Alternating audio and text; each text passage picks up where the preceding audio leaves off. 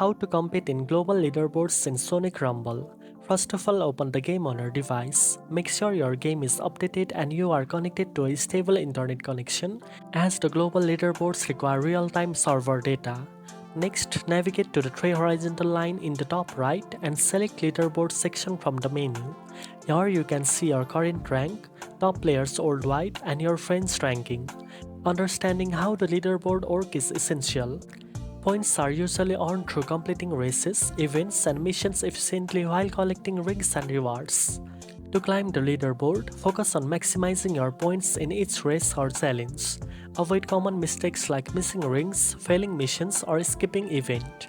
Upgrade your characters and use your abilities strategically to gain an edge over other players. Participating in special events often gives bonus points that can boost your global ranking. Timing and consistency are key. Play regularly, track your progress in the leaderboard, and analyze top players' strategies to improve your performance. Remember, competing in the global leaderboards is not just about winning individual races, it's about consistently performing well across all events and challenges. Now you know how to compete in global leaderboards in Sonic Rumble. If you found this video helpful, don't forget to like, share, and subscribe for more gaming tips. Thanks for watching, and I'll see you in the next one.